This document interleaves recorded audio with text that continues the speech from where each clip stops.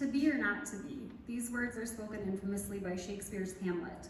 Both the character and the play have inspired our final performance in the Shakespeare category. As the name suggests, the play must be inspired by, derived from, or pay homage to Shakespeare and his plays or characters. The playwright Michael Waterson, who himself previously played Hamlet, was inspired by the infamous gravedigger scene in which the audience meets the skull of Yorick, the Fool of Elsinore. As in the scene written by Shakespeare, Michael's play addresses issues of status, ethics, mortality, and merriment itself, and we are delighted to close our program with it today. With all of these shows, if there's a theme among them, it is that humanity longs for and deserves identity, safety, and a place in this world. With these shows, we support the notion that everyone deserves a place in this world. We also promote the necessary work of writing and producing new plays. Theater uplifts, theater unites, and theater allows us to hold the mirror up to nature, and we thank you for supporting us in that endeavor.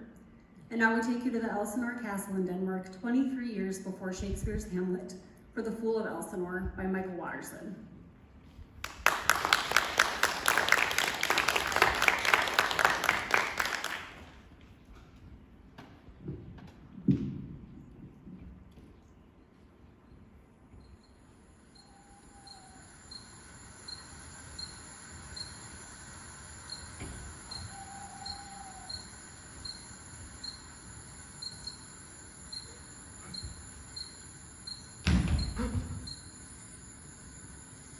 Who's there? Who do you think, you fool?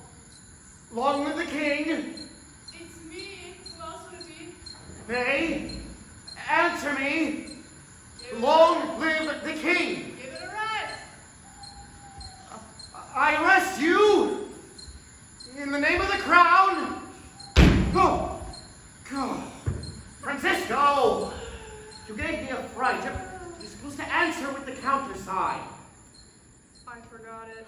I say, long live the king, and you reply, there's method in my madness. I'm supposed to sound the alarm if you don't say it.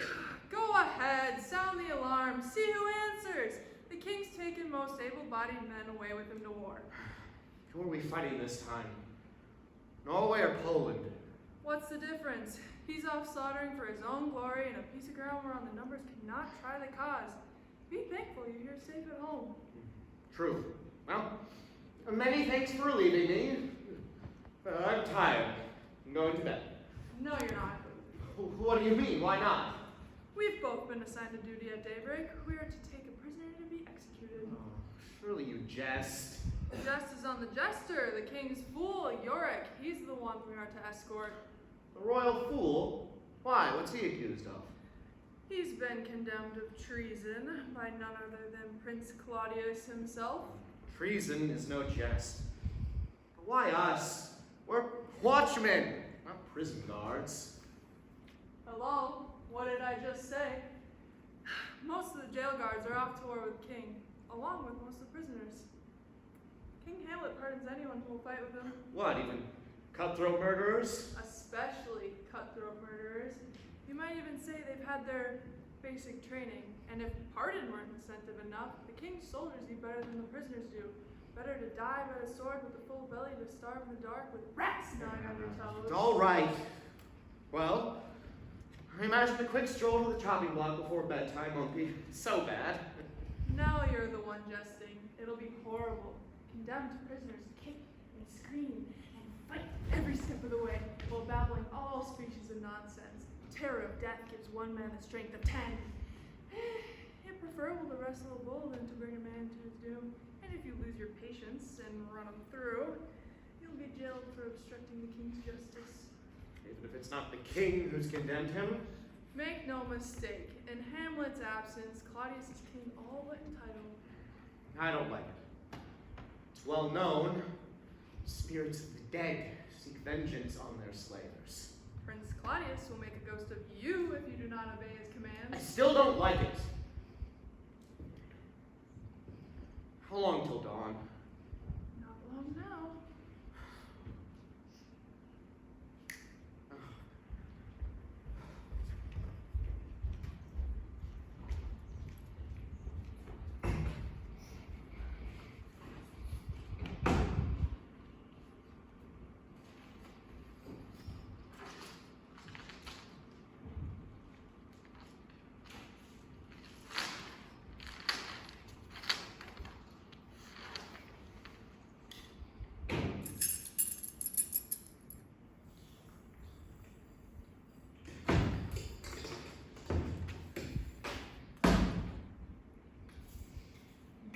morning, your majesty. What? No sharp rejoinder from the wittiest fool in Denmark?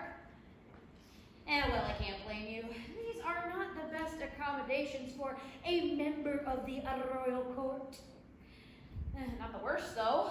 You've got this whole suite to yourself, thanks to King Hamlet's war. In times of peace, you'd be sharing this suite with at least half a dozen other prisoners. Oh, and look there. You've got yourself a little pitch of window that you can see a view of the sky. It's a patch of pitch now, but soon it will brighten on a dark day for you. Oh. I'm told that first light, the night watch will end their shift by escorting you to the chopping block.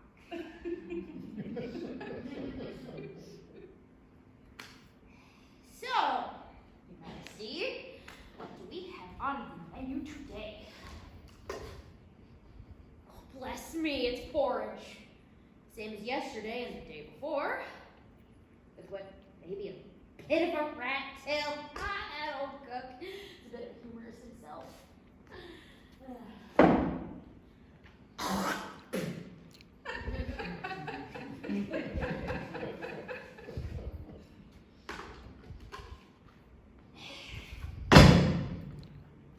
There you go.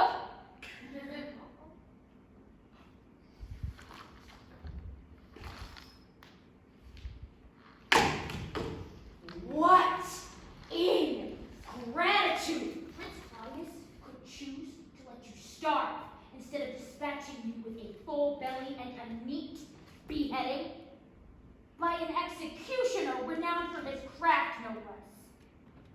Let me quit work and leave you alone for a bit. Not like some journeymen who hack and haul.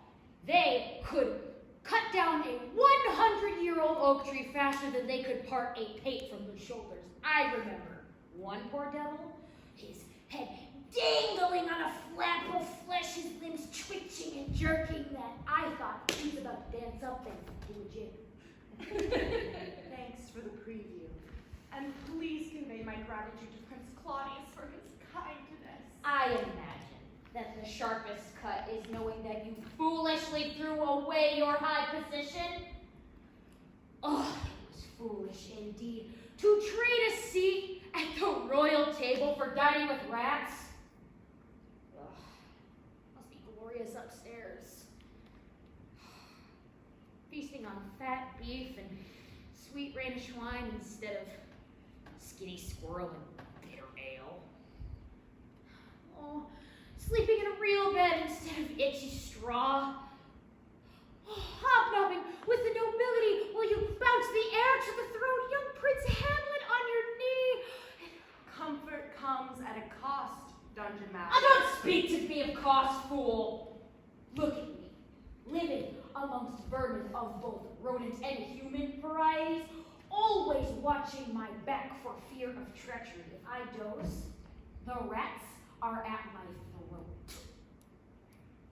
I am grateful when the king goes off to war. When he swells the cells with his army, every time Hamlet goes off to war, it's a holiday. You know nothing of treachery, O Keeper of the Keys. The court is far more treacherous than your prison. Down here, men wear evil on their sleeves. They're straightforward in their duplicity. Upstairs, courtly manners are a veil for dissemble.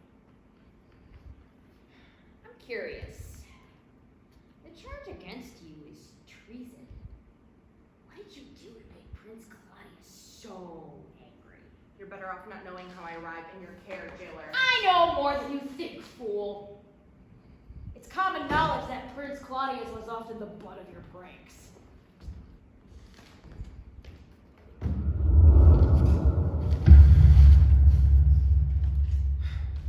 Although our hearts are heavy with the absence of our brother Hamlet as he fights Denmark's foes, yet so far has discretion fought with nature that we carry on here at home with the hope and expectation that he will soon return in triumph.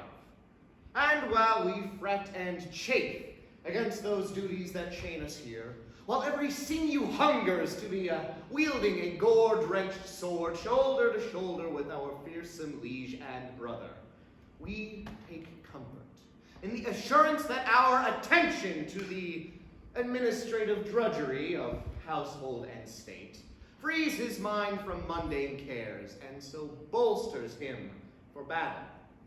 Thus, we continue to honor him and ourselves by lauding his name with a toast in good cheer. To our noble King Hamlet,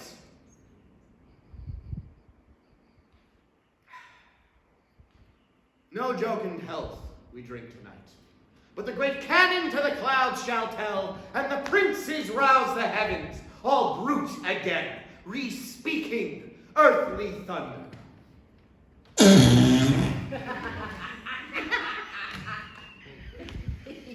Bring me the fool!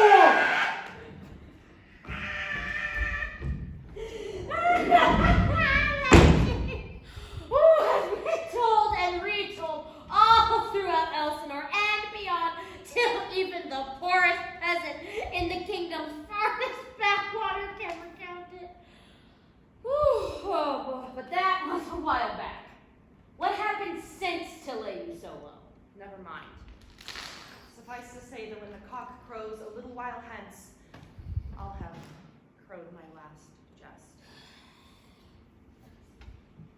Listen, Jester. Although you're the one needing absolution, I have a confession.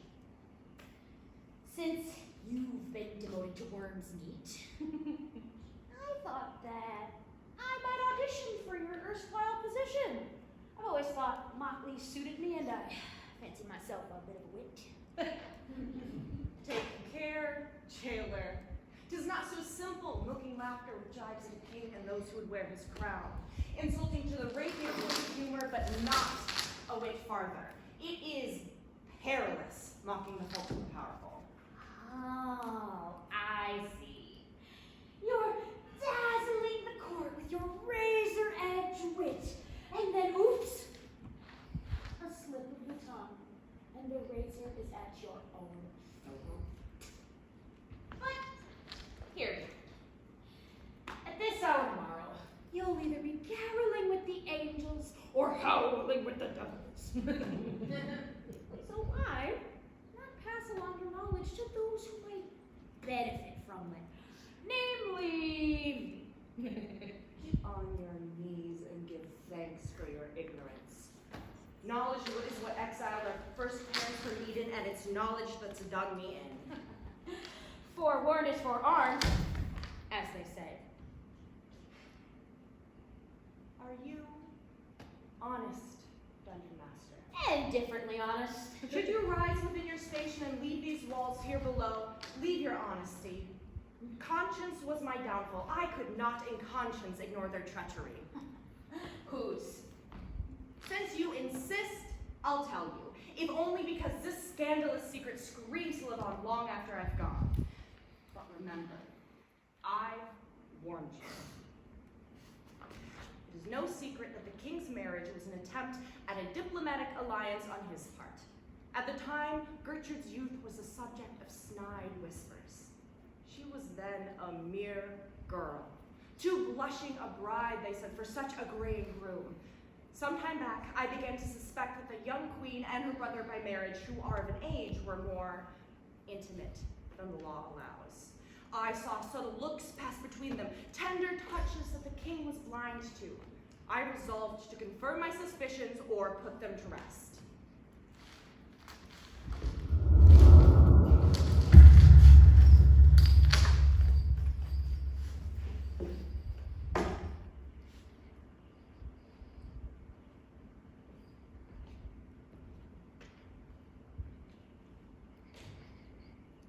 We're not seen? Have no fear. While Hamlet is away at war, no one pays any heed. The servants are all abed, as we should be. Stay, my love. There's a pressing matter I must impart. There is a pressing matter I must impart. This is serious. I'm a child. How far along? By my numbering, St. Valentine's Day. Your addition falls in our favor. It's not yet been a month since he's marched off to war. Could the child be his? No. His intimacy is infrequent. Even then, he's not often able to perform. Then all's well. Since our marriage, I've been infertile. He will suspect I know it. My elder brother has such an overblown opinion of himself, he will just view it as more proof of his potency. We're safe. What is it? This is too shameful, even for the confessional. And what of the child? How will I look my child, the heir to Denmark's throne, in the eye? Mother's love overcomes all obstacles. Our child will make our warm desire burn brighter. Promise me you will forbear from ever telling our child of your paternity. Promise. Swear it. I swear by heaven. Now, come to bed.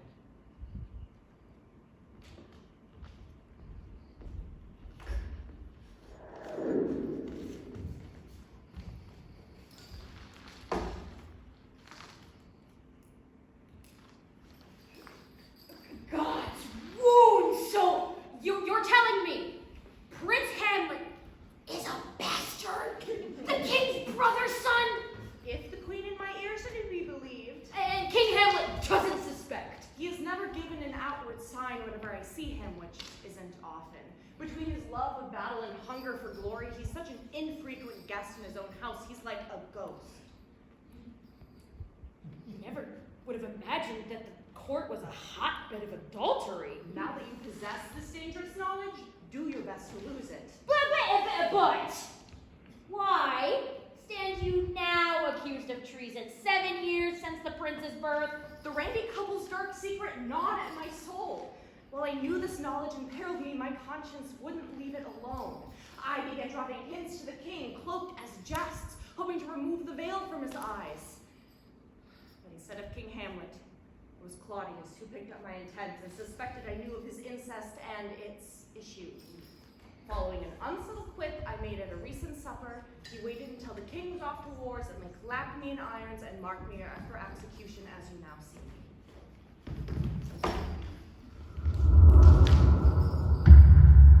40 bras ran from us that day faster than shite through a goose. His war stories are so threadbare, his ass hangs out. How many times do we have to hear about the thrashing of Fortinbras? Now comes Act 2, the smiting of the Pollux. But that was nothing compared to how I smoked the sledded Pollock, though. I was Bellona's bridegroom that day. That was a battle if there ever was one. If I were him, I would blush to call that little tiff a battle. It was a skirmish in an outhouse over squatters' rights. Ugh, if the old fool wasn't so wrapped up in reliving his past glories, he might notice the ongoing betrayal under his nose. I feel like a jest. Where's my fool? Seek him in the looking glass high and mighty. Are you calling me a fool? Upon reflection, yes, my lord. But not to worry. Logic dictates all men are fools. My syllogism runs thus. There are two kinds of people, foolish and wise, right? That sounds reasonable. And it is the biggest common knowledge that the biggest fool thinks himself the wisest. No? Invariably. But as Socrates says, the wise man knows himself to be a fool. So it's often said. Ergo, foolish or wise, all men in the end are fools. Well argued, but my proof is simpler. You wear the cap of bells, fool. Here's where I made my fatal blunder. You wear the stag's crown, fool! Stag's crown? Tread lightly, or I might separate your cap's perch from your shoulders. Who would dare cuckold the king? The nearer in kin, the less in kindness. How should I unravel this knot? Speak. By naughty means, your majesty, by which I mean you know not. This ass mocks me with equivocation. If I am an ass and ride me in good humor, since majesty contains a jest. Despite your venomous tongue, I love you well, York. As do we all. Your wit enshrines you in our hearts, York. Ah, the Hamlet's jocund health, as tribute to your noble victory over Norway, this pearl of great worth is thine, brother. Pearl, my pimply ass, as the passage to the pearly gates. Come, your majesty, let's dance! Clumsy fool.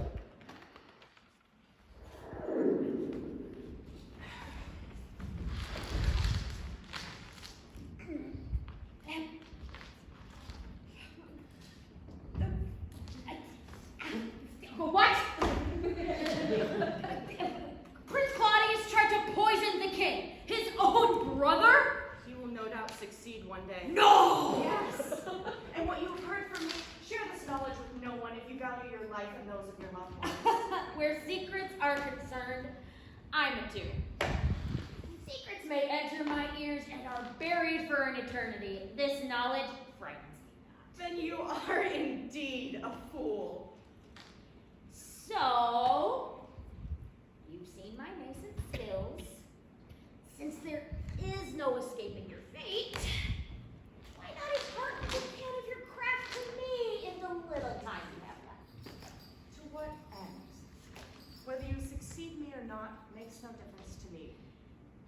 Think of it as a newly minted good deed to buy your entrance into heaven. How is purchasing you entrance into hell a blessing on me?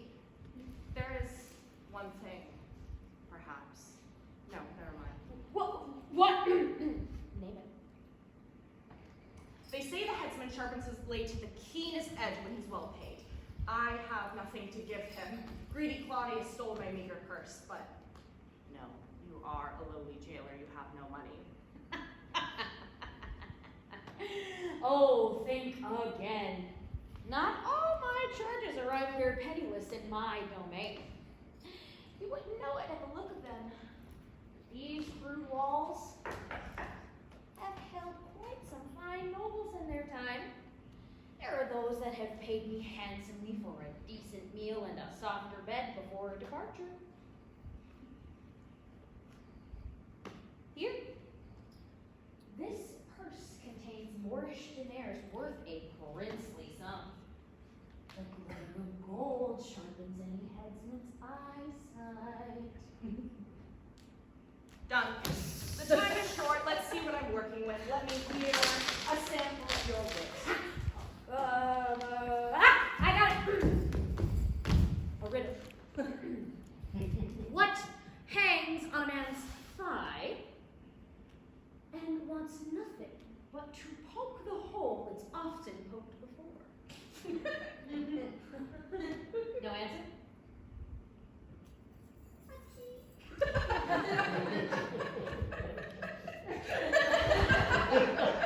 It's a bit of jailer's wit. Better keep it locked up. Master the jesters are entails mastering your post, pairing the thrust of a remark with a pun or some equivocation.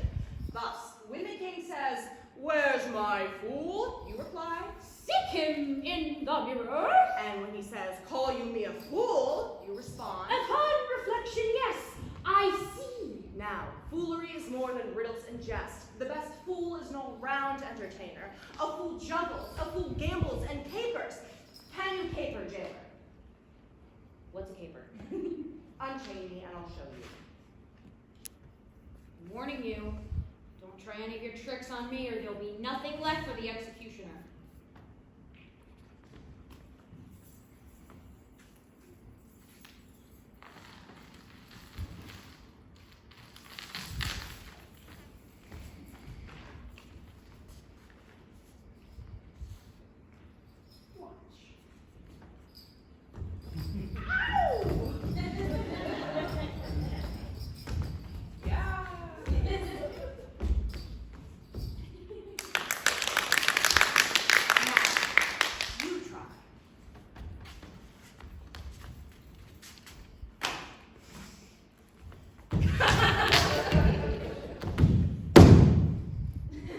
The key ring inhibits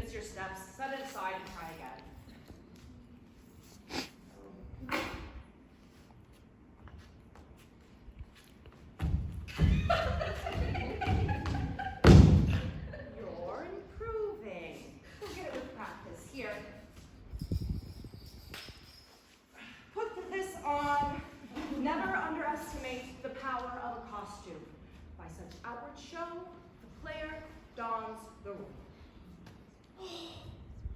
At last, I'm wearing motley. Oh, I feel wittier already. And now, most importantly, the jester's crown, the cap o' bells, kneel, Sir Knight of the Jest. Remove your jailer's cap of office. As my dying pronouncement, I crown thee, Fool of Elsinore. Arise, fool! I must find a glass in which to find my new incarnation as the royal Fool of Elsinore. My undying faith, Stuart! What was that? I think I heard the rooster herald the dawn. I heard it not. Sir Fool, as a last favor, peek at the sky, tell me if you see Aurora's blush. I am afraid to look. Oh, you're right, York. The east is tinged blood red. Oh, I'm afraid that the curtain is coming down on your brief hour on life's stage. Come along now, fool, your time is nigh. Thanks, York, for the tutelage. I'll say a prayer for your soul, and I promise not to tarnish your memory.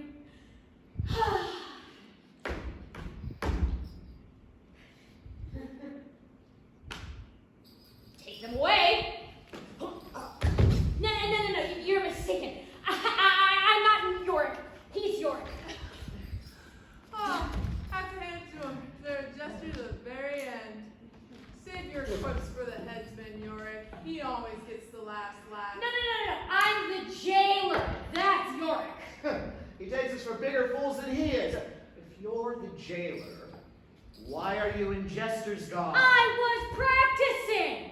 I'd hoped to audition for their courtly role, and they said if I tried on the costume, it would help me feel the part. Do you know the King's Fool by sight? What do you think? Like you, my station's on the turret. I've never seen the inside of the royal chambers or member of the court of course. Yorick. You gotta tell them I'm not you. Beware, soldiers. His trickery knows no bounds. Come along, Yorick. You have an appointment with the grave. No, this is a mistake. You got it. Yorick, help me!